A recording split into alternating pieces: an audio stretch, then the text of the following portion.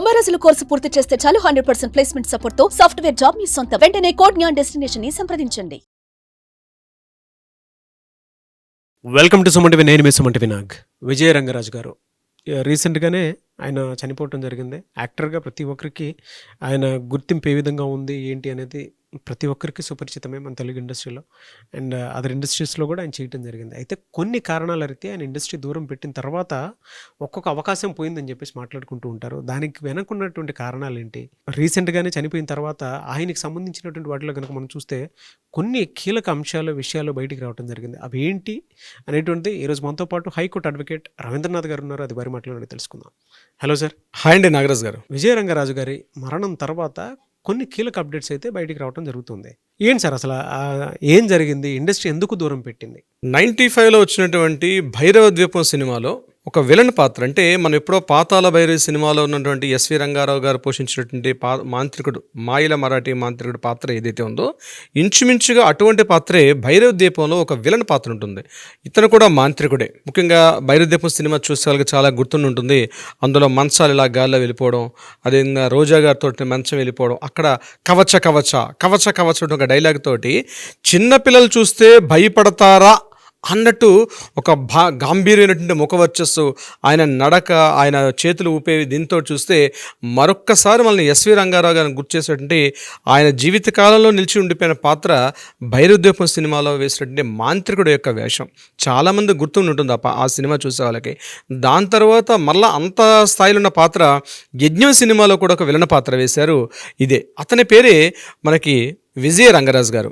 అతని పేరు విజయ రంగరాజు గారు కాదు, అతని అసలు పేరు ఏంటంటే ఉదయ్ రాజ్ కుమార్ అతని యొక్క పేరు. ఇతను ఈస్ట్ గోదావరి ప్రాంతంలో ఒక ప్రాంతంలో ఉండి అప్పట్లోనే 78లోనే ఇతను కంప్లీట్గా చెన్నై వెళ్ళి అక్కడ చాలా వరకు ఎన్టీఆర్, ఎస్వి రంగారావు వీళ్ళందరితో పాటు కూడా కలిసి కూర్చొని సినిమాలో అవకాశాల కోసం ఎంతో ప్రయత్నం చేశారు.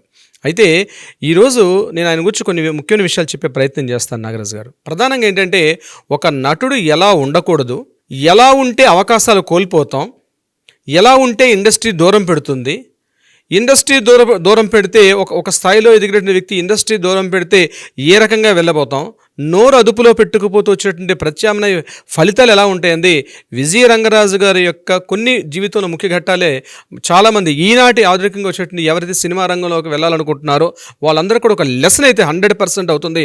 ప్రతి ఒక్కరు సినిమా రంగానికి సంబంధించిన వాళ్ళైనా కొద్దిగా ఈ యొక్క లైఫ్ని ఒకసారి చదివితే చాలా మంచిది. ఎలా ఉండాలి, ఎలా ఉండకూడదు, దట్ ఈస్ ద విజయ రంగరాజు గారు.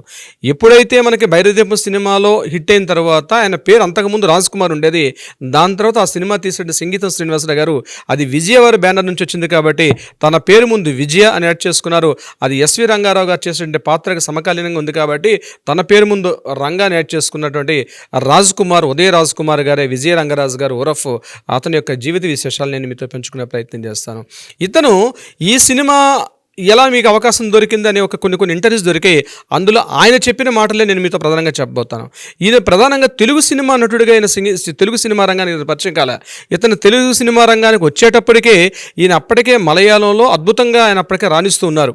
మోహన్ లాల్ గారితో వియత్నాం కాలనీ అనే ఒక సినిమా 92లో వచ్చి అద్భుతమైనటువంటి హిట్ అందుకున్న సినిమా. అంటే 25 రోజులు నడిస్తేనే గొప్ప అద్భుతమైన సినిమా అనుకున్నటువంటి మలయాళీ ప్రపంచంలో 125 డేస్ ఆడి మోహన్ లాల్ గారు కటౌట్స్ మాదిరిగా ఉంటాయో అంతకు ఈక్వల్గా సమాన స్థాయిలో అద్భుతంగా మలయాళీ సినిమా రంగంలో ఒక వెలిగినటువంటి నటుడు విలన పాత్రలో చాలా మందికి పరిచయం. అయితే ఈ సినిమా భైరవద్వీపం సినిమా కోసం ఎన్నుకున్నటువంటి సమయంలో ఈ పాత్రగా సరైన నటులు ఎవరని చెప్పి చాలామంది వెతుకుతున్న సందర్భంలో ఎవరో వియత్నాం కాలనీలో ఒక నటుడిగా వేశారు. అతన్ని కూడా పిలిచి మాట్లాడితే బాగుంటుంది అనుకుంటే ఒక మలయాళ నటుడిని తెలుగులోకి ఇంట్రడ్యూస్ చేస్తే పద ప్రయోగాలు అంటే ఆ యొక్క లిప్ మూమెంట్ చాలా కష్టంగా ఉంటుందేమని చెప్పి ఎవరి వార్తల ద్వారా సంగీత శ్రీనివాస పిలిపించి మాట్లాడినప్పుడు ఇతను తెలుగువాడే అని తెలుసుకొని చాలా ఆనందపడి వితౌట్ ఏమీ మాట్లాడకుండా ఆయన యాక్షన్కి ఒక అగ్రిమెంట్ రాసిస్తే ఆయన ఒప్పుకోలేదట. నేను కొన్ని వెర్షన్స్ చేస్తాను చూడండి, నచ్చితేనే నన్ను ఈ సినిమాలు తీసుకోండి అని చెప్పి విజయ రంగరాజు గారు అప్పటికే నాటక అనుభవం ఉన్నటువంటి వ్యక్తి రకరకాల వెర్షన్స్లో ఉన్నటువంటి తన హావభావాలు చూపించినప్పుడు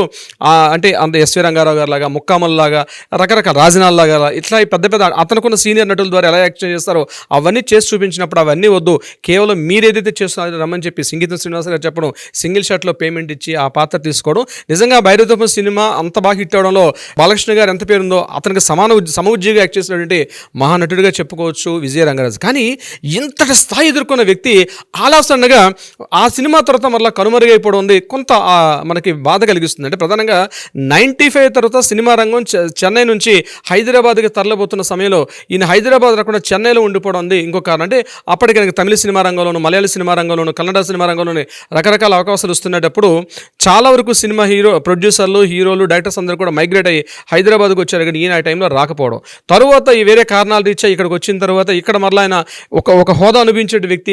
నేను పలానా సినిమాల్లో యాక్ట్ చేయాలంటే ఇప్పుడంత మీడియా ప్రచారం లేదు కాబట్టి నేను ప్రతి ఒక్కరికి వెళ్ళి కమ్యూనికేట్ చేయడానికి మొబైల్స్ కూడా లేనటువంటి కాలం. సో స్టూడియోల చుట్టూ తిరగడానికి చాలా నామోషిగా ఫీల్ అయ్యి ఆయన చాలా సందర్భాల్లో కలవాలి. ఇదిలా ఒక కోణంగా ఉంటుండగా ప్రధానంగా ఆయన వ్యక్తిగత జీవితంలో ఒక సంఘటన జరిగింది. ఇది కూడా ఆయన వ్యక్తిగతంగా మాట్లాడారు. ఇది ప్రతి ఒక్కరు గుర్తుపెట్టుకోవాల్సిన విషయం ఏంటంటే ఆయన ఒక ఫైనాన్స్ కంపెనీ ఓపెన్ చేశారు చెన్నైలో. కొంతమంది ఫ్రెండ్స్, అది కూడా 25 మంది ఫ్రెండ్స్తో కలిసి ఒక ఫైనాన్స్ కంపెనీ ఓపెన్ చేసి సినిమా తీయడం కోసం చెప్పి ఆ రంగంలో ఉన్న వాళ్ళకి డబ్బులు ఇద్దాం అంటే వడ్డీలుగా డబ్బులు ఇచ్చే ప్రతిపాదనలు చేసినప్పుడు ఒక నటుడి పేరు నేను చెప్పడానికి ఇష్టపడను, ఎందుకంటే ఈ వ్యక్తి కూడా చనిపోయారు కాబట్టి నేను పెద్దగా ఇష్టపడను. ఆ యొక్క హీరోయిన్కి ఇతను కొంత అమౌంట్ ఇవ్వడం జరిగింది. అక్కడ ఆ ఫైనాన్స్ తీసుకున్నటువంటి హీరోయిన్ ఈ మిగిలిన 20 మంది టెక్నికల్గా తప్పుకున్న తర్వాత ఈయనే ప్రధానంగా మోసం చేశాడని చెప్పి ఆ తీసుకున్న హీరోయిన్ ఈయన మీద కేసు పెట్టడం వల్ల ఆ కేసుకు భయపడిపోయి ఈయన కోర్టుల చుట్టూ, చెన్నై కోర్టుల చుట్టూ తన జీవితకాలంలో తిరగడం మొదలుపెట్టారు. ఇదే సమయంలో ఇంకా ఇక్కడ ఉంటే అరెస్ట్ చేస్తారన్న భయంతో ఈయన చెన్నై నుంచి హైదరాబాద్ వస్తూ, హైదరాబాద్ చెన్నై వస్తూ ఈ మార్గ మధ్యలో తిరుగుతూ లండన్ పారిపోయారు. చెప్తే చాలా వింతగా ఉంటుంది నాగరాజు గారు. చెన్నైలో వెళ్ళిపోయి బాత్రూములకు అడిగేవారు. వాష్రూమ్ హోటల్లో ఆయన స్వీపర్గా పనిచేశారు. కంప్లీట్గా ఉద్యోగం లేక లండన్ రోడ్ల మీద తిరుగుతూ అన్నమో రామచంద్ర అనే స్థితికి వెళ్ళిపోయి అంటే ఎక్కడ అరెస్ట్ చేస్తారు, ఇండియాకి వస్తే ఎక్కడ చెన్నైలో అరెస్ట్ చేస్తారని భయంతో ఆయన అక్కడికి వెళ్ళిపోయి 2004, 2003 ఆ సమయంలో ఆయన వెళ్ళిపోయి అక్కడ ఆయన చెప్పుకున్నారు. నేను చెప్పే మాటలు కూడా ఒక ఇంటర్వ్యూలో ఆయన స్వయంగా మాట్లాడిన మాటలు నేను మీతో చెప్తున్నాను. అక్కడ ఒక అనామకుడుగా అంటే అబ్స్కాండ్ అయిపోయి తిరగడం జరిగింది. కొన్ని సంవత్సరాల పాటు ఉన్నారు, ఒక 4.5 years పాటు అక్కడ ఉన్న తర్వాత ఈలోగా ఇక్కడ సినిమా రంగం కంప్లీట్గా హైదరాబాద్ అయింది. ఇక్కడ ఏం చెప్తుందని తెలియలే. మరలా మిగిలిన ఫ్రెండ్స్ కొంతమంది పంపించి, లేదు మీరు ఇక్కడికి రండి, మరలా సినిమా రంగం బాగుంటుంది, మరలా మీకు అవకాశాలు వస్తాయంటే చేతిలో చిల్లి గవ్వలేని పరిస్థితులు. ఒకప్పుడు ఒక స్థాయి, ఒక హోదా, మంచి చెన్నైలో ఆయనకు 2 ఇల్లుండేవి, మంచి ఒక కమర్షియల్ కాంప్లెక్స్ కూడా ఉందని చెప్తారు. ఇన్ని రకాలుగా ఉన్న వ్యక్తి కూడా ఈ ఫైనాన్స్ కంపెనీ పెట్టి ఆర్థికంగా చితికిపోయి ఆనాటికి అప్పుడుటువంటి సందర్భాలు లేకపోతే మరలా ఈవి సత్యనారాయణ గారితో కలిసి మరలా హైదరాబాద్ వచ్చినప్పుడు ప్రత్యేకంగా ఆయన గుర్తుపెట్టుకొని ఈవి సత్యనారాయణ సినిమాలో పాత్ర కూడా ఇవ్వడం జరిగింది. మీరు పలానా సినిమాలో భైరవద్వీపం సినిమాలో యాక్ట్ చేశారు కదా రమణమని చెప్పి. కానీ ఒకటి గుర్తుపెట్టుకోవడం ఏంటంటే ఆయన ఇంటర్వ్యూస్లో మాట్లాడే సందర్భాల్లో కూడా కించిత్తు కొద్ది పొగరు ఉంటుంది, కొద్ది అహంకారం ఉన్నటువంటి భావన కనిపించింది నాగరాజు గారు. అంటే సినిమా రంగంలో వినయం ఉండాలి, ఒక ఒద్దిక ఉండాలి, ఒక ఒబిడియన్స్ ఉండాలి. అదే ఆయన మాటల్లో ఎందుకు ఇది నా వ్యక్తిగత అభిప్రాయం, ఇట్స్ ప్యూర్లీ మై వ్యక్తిగత నా పర్సనల్ ఒపీనియన్. ఆయన భాషను ఎక్కడ కనిపించలే. అంటే నేను అప్పటికే నటుడిని, నేను ఒకరి దగ్గరికి వెళ్ళి అడగడం ఏంటని చెప్పి ఒక అహంకారం, ఒక అహంభావం కనిపించింది. దాని తర్వాత ఆయనకి చితికిపోయారు ఆర్థికంగా, అన్ని రకాల సమస్యలతోటి, కుటుంబ సమస్యలు, ఆర్థిక సమస్యలతో చితికిపోయి ఈ ప్రొడ్యూసర్ అంటే మారుతున్న కాలంలో సినిమా రంగంలో ఏంటంటే గెలిచే గుర్రం మీదే ఎప్పుడు కూడా పందెం కాస్తాడు ఒక నాడు సినిమా రంగానికి బాగా వర్తిస్తుంది. అది ఇక్కడ గెలిచే గుర్రం అయినప్పుడు కూడా ఈయన కాంటాక్ట్లో లేకపోవడం వల్ల, ఈయన కంటిన్యూటీ లేకపోవడం వల్ల, ఈయన అహంకారం, అహంభావం మాటలు, దీనివల్ల ఈయన కొంత దూరం అయిపోయారు. కానీ ఆ 5 సంవత్సరాల పాటు లండన్లో ఆయన గడిపినటువంటి ఇబ్బందికరమైన పరిస్థితులు ఆయన ఒక సందర్భంలో మాట్లాడుతూ ఒక ఇంటర్వ్యూ చేశారు ఆయన. సరే ఇలా జరిగి సినిమా రంగంలో అనుకోకుండా మరలా పోకూరి బాబారావు గారు నటిస్తున్నటువంటి ఆ సినిమాలో, మరలా యజ్ఞం సినిమాలో పలానా ఆల్రెడీ మీరు వెళ్ళండి నటిస్తే బాగుంది. ఎందుకంటే నేటి భారత సినిమా పోకూరి బాబారావు గారు తీసినప్పుడు ఆ సినిమాలోనే ఆయనకి అప్పట్లో వచ్చిన వార్త వేశారు. అంటే నేను చెప్పేది 80s, 78లో సినిమా రంగాన్ని ప్రవేశం చేశారు. అయితే మరలా నేను వెళ్తే గుర్తుపడతారంటే మిగిలిన ఇప్పుడు సినిమా మాస్టర్స్ రామ్ లక్ష్మణ్ ఉంటారు, వాళ్ళు ప్రత్యేకంగా లేదు నువ్వు కరెక్ట్గా వెళ్ళు, మేము చెప్పి వచ్చావు, నువ్వు డైరెక్ట్గా వెళ్ళి కలిస్తే నీకు అవకాశం ఇస్తారు సినిమాలో అంటే. అప్పటికే జయప్రకాష్ రెడ్డి గారు వీళ్ళందరూ కూడా స్క్రీన్ టెస్ట్లో, ఆడిషన్స్లో ఉన్నారు. అప్పటికే సమరసింహారెడ్డి సినిమాలో జయప్రకాష్ రెడ్డి గారు ఒక మాస్ ఇమేజ్ సంపాదించుకున్నారు. అటువంటి వ్యక్తి ఉంటుండగా నాకు ఎలా వస్తారంటే, లేదు ఖచ్చితంగా మీరు వెళ్ళండి, అవకాశం వస్తుందని రామలక్ష్మణ్ గారు చెప్పడం, ఫైట్ మాస్టర్స్ రామలక్ష్మణ్ గారు చెప్పడం, వెళ్ళి ఈయన ప్రత్యేకంగా కలిసిన తర్వాత ఈయనకి యజ్ఞం సినిమాలో గోపీచంద్ గారికి ఆపోజిట్గా ఈయనకి ఒక విలన్ పాత్ర కూడా లభించింది. ఆ పాత్ర ద్వారా మళ్ళీ తెలుగు సినిమా రంగం రంగంలో ఒక అద్భుతంగా ఒక మంచి వెలుగు వెలిగారు. కానీ ఈయనకు ఉన్నటువంటి ఆర్థిక సమస్యలు, రకరకాల ఇష్యూస్ వల్ల ఈయన మళ్ళీ దూరం అయిపోయారు. కన్నడ సినిమా రంగంలో ఉన్న విష్ణువర్ధన్ గారి మీద కూడా ఆయన వ్యక్తిగతంగా ఆయన దూషిస్తూ, అంటే ఆయన వ్యక్తిగత క్యారెక్టర్ని ఆయన క్రిటిసైజ్ చేస్తూ మాట్లాడడం వల్ల అటు కన్నడ సినిమా రంగం మొత్తం కూడా ఈయన మీద ఒక్కసారి దుమ్మెత్తిపోసారు అప్పట్లో ఉన్న సోషల్ మీడియా. దాని తర్వాత మనకు ఆ వీడియోస్ కనిపిస్తే మాస్క్ తీసుకునే కరోనా టైంలో కూడా అపాలజీ చెప్తూ నేను చాలా తప్పు అయిపోయింది, నేను ఇట్లా చేశాను, ఇంకొకసారి ఇట్లా చేయనని చెప్తూ ఆయన మళ్ళీ అపాలజీ కోరు. ఈ రకంగా వ్యక్తిగతంగా, సామాజికంగా తన తోటి సహచర నటీనటులతో కూడా ఆయన రకాల వివాదాలు చిక్కుకోవడం, చివరికి ఏదో సినిమాలో మళ్ళీ అవకాశాలు వస్తున్నప్పుడు పర్వాలేదు, ఆరోగ్యపరంగా కూడా ఆయనకు ఆల్రెడీ అప్పటికే 68 వచ్చేసింది. ఒక సినిమా షూటింగ్లో ఆయన యాక్ట్ చేసే సందర్భంలో గడిచిన లాస్ట్ January 11th అనుకుంటాను, ఐ థింక్ January 11th నాడు ఒక షూటింగ్లో ఒక స్టంట్ సీన్ చేసిన సందర్భంలో అక్కడ జారి పడిపోయారు. ఆయన జారి పడిపోతే ఇమీడియట్గా చెన్నై తీసుకెళ్ళి ఆయన హాస్పిటల్లో పెట్టారు.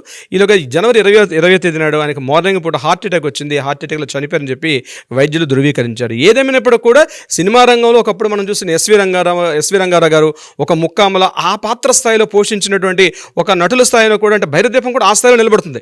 ఎన్టీఆర్ బాలకృష్ణ గారి కెరీర్లో ఇన్ని సినిమాలు తీసినప్పుడు కూడా భైరవదీపం సినిమా ఎలా ప్రత్యేకంగా ఉంటుందో, సినిమా రంగం ఏంటి ఈ 85 సంవత్సరాలు అవుతుంది సుమారుగా తెలుగు సినిమా రంగంలో, భైరవదీపం సినిమాలో ఆ నటుల స్థాయిలో ఇంచుమించుగా చేసింది 2-3 పాత్రల్లో విశేషణ పాత్రలైనా ఆ పాత్ర ఇప్పటికి కూడా గుర్తుండిపోయే పాత్ర. అయితే ఆయన కుటుంబ సభ్యులందరూ కూడా మరొకసారి ఆయనకి మనం శ్రద్ధాంజలి ఘటిస్తున్నాం.